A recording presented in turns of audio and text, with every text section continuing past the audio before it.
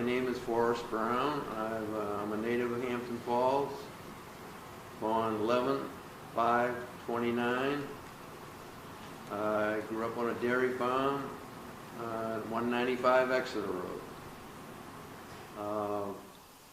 I started out as a dairy farmer when I was small. My father and grandfather tried to get me in the dairy business with cows, horses.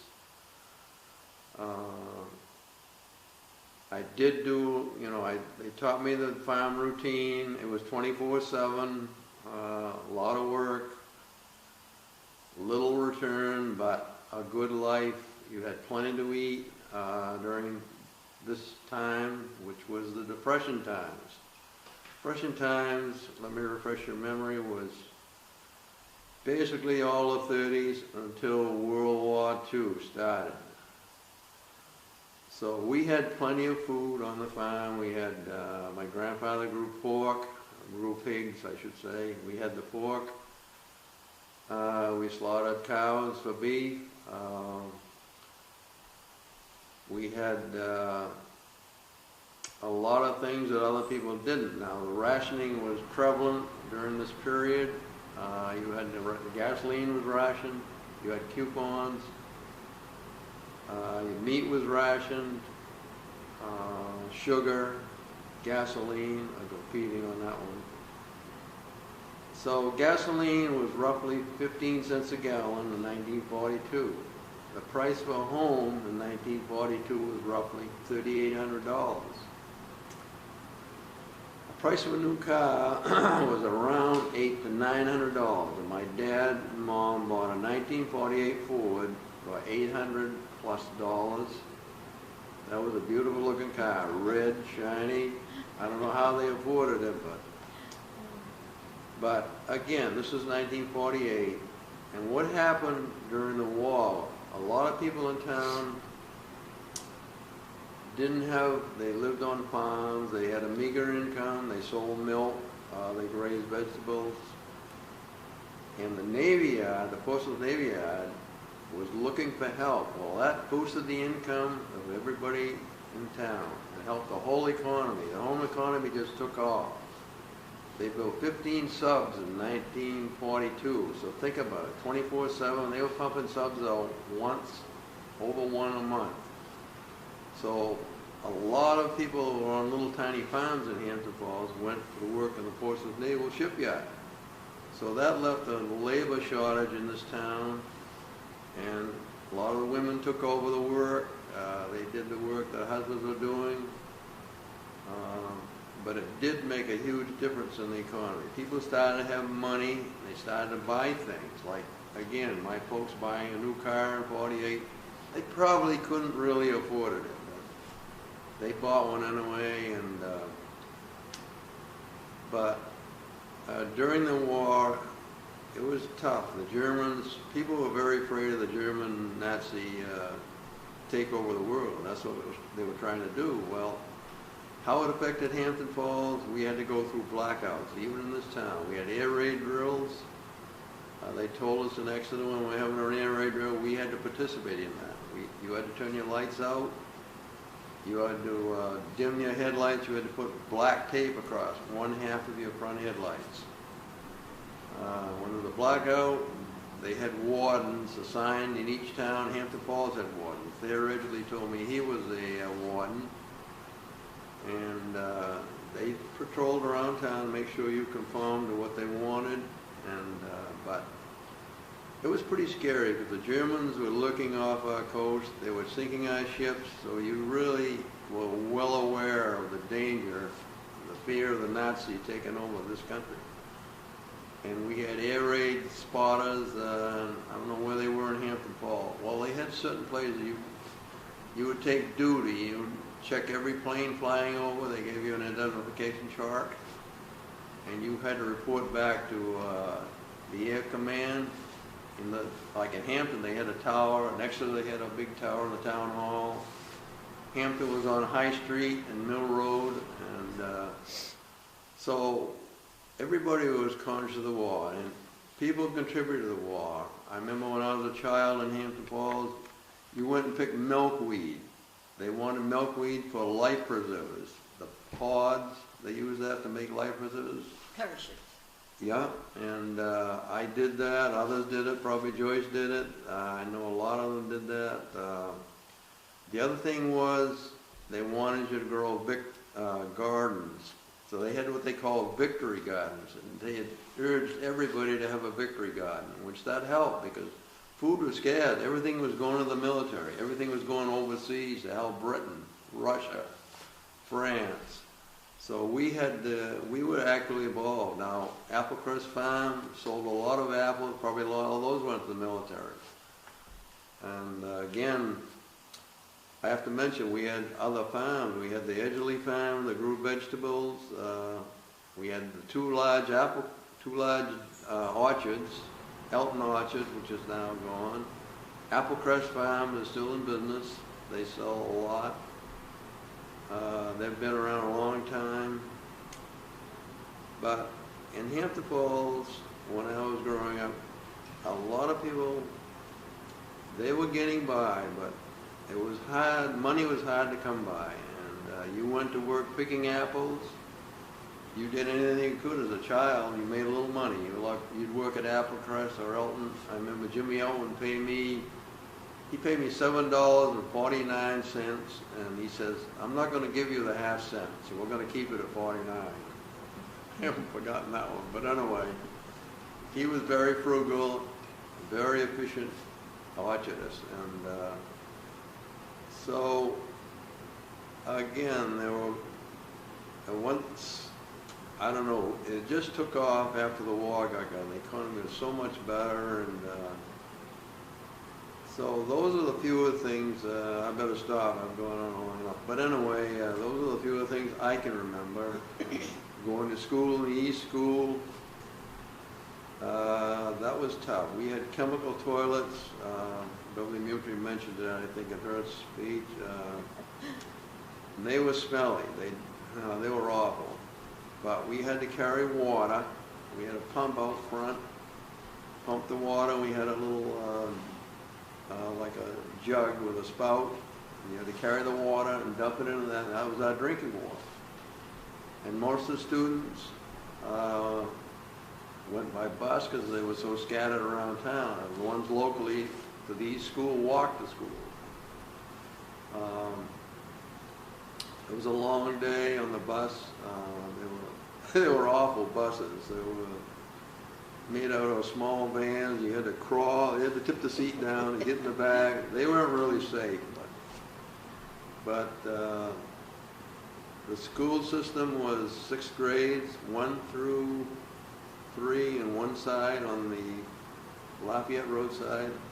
On the north side, it was, and I think I originally mentioned they only had 2 teachers. They had more. I got thinking about it afterward. They had a music teacher. They had a couple, say.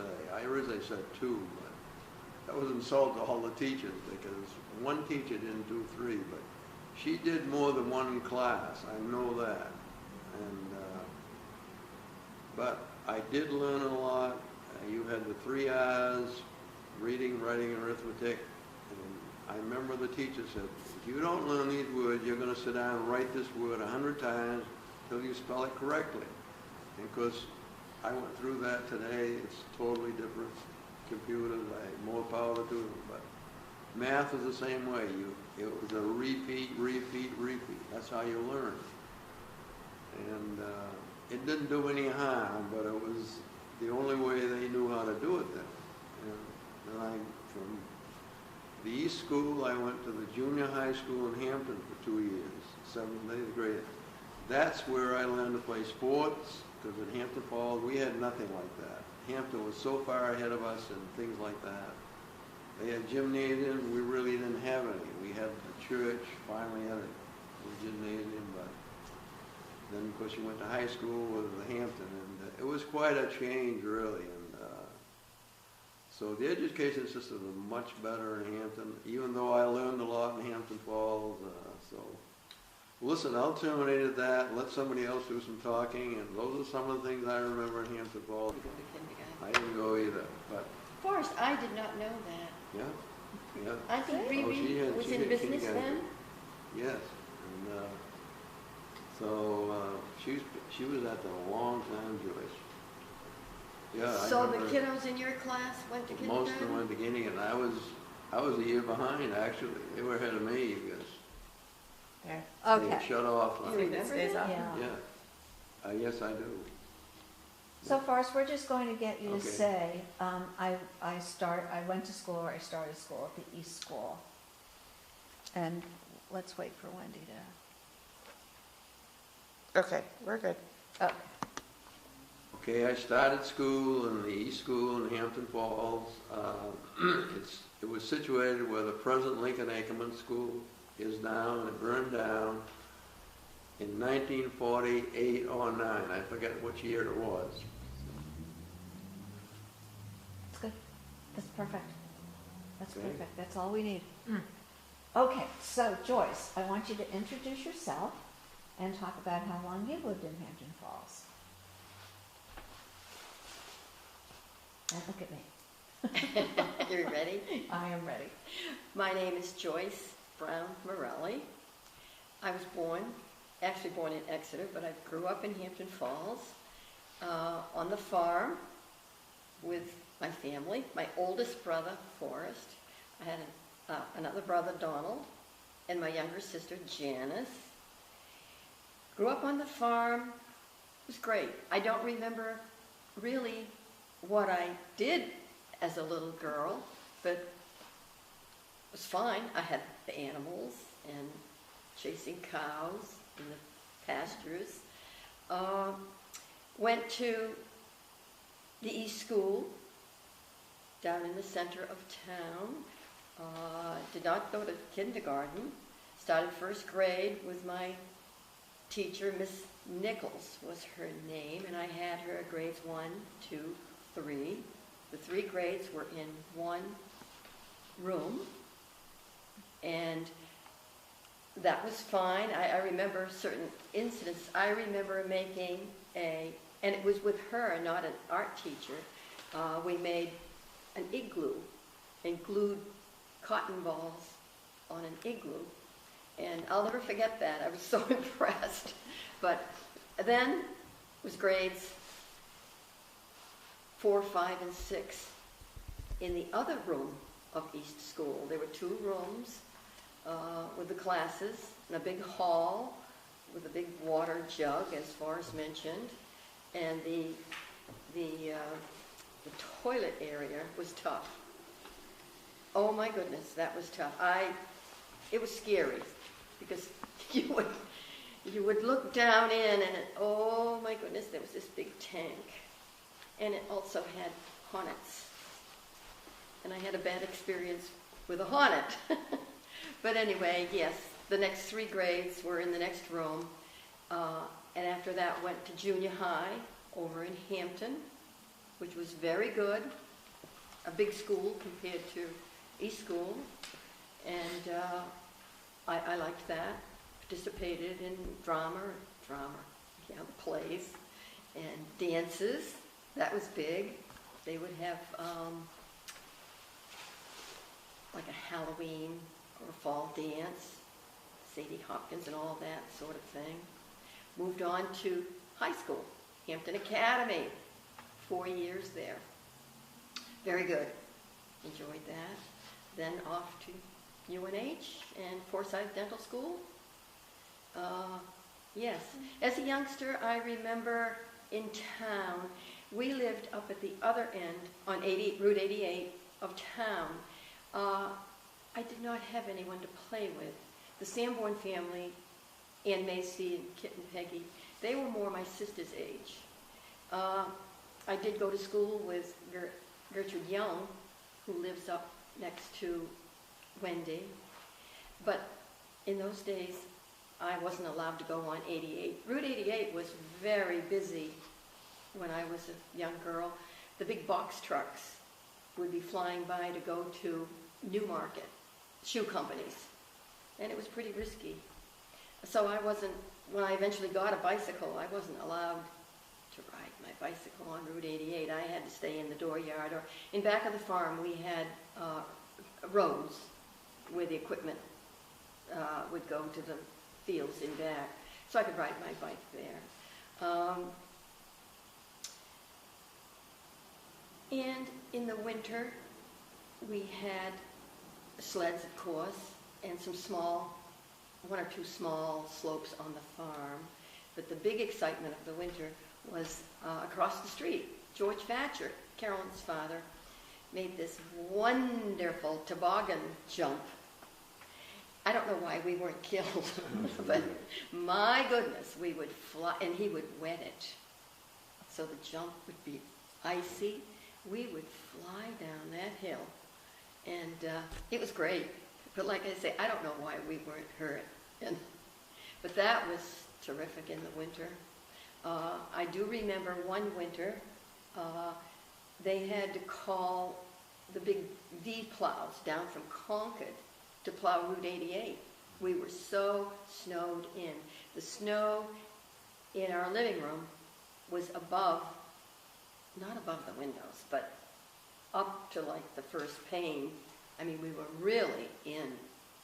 And I do remember that vividly. And we didn't ski. We were kind of on the farm. Right? I do remember the war. Now, I was born in 1934, but I do remember the blackout.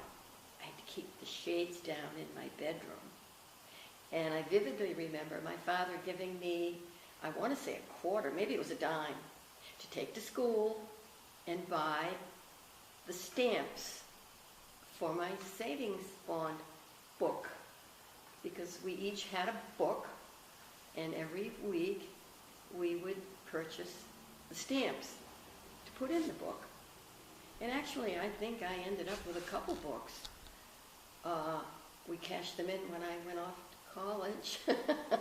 They must have matured by then.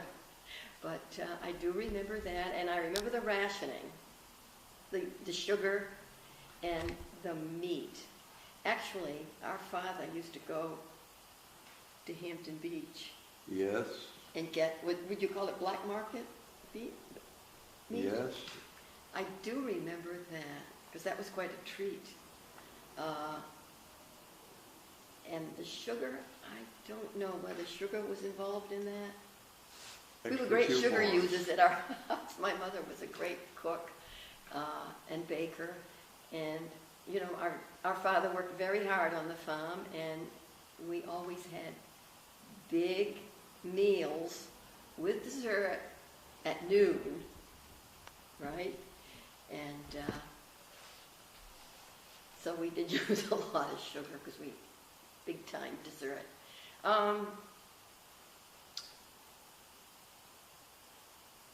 Probably. Forrest, can you talk a little bit about your job as the postmaster in town? I wasn't a postmaster. I was a rural carrier. I started out in Hampton. How I started out was things were tough in the dairy business. You could not make a living on the dairy farm. I went to UNH for 2 years, graduated from the TSA school, wanted to go on the farm, and things looked pretty good. We owned the farm, but tough to make a living doing dairy farming. And this has been going on for 100 years. Farmers have been going out of business. Well, we had a good-sized farm, paid for pretty well, so I wanted to be a dairy farmer.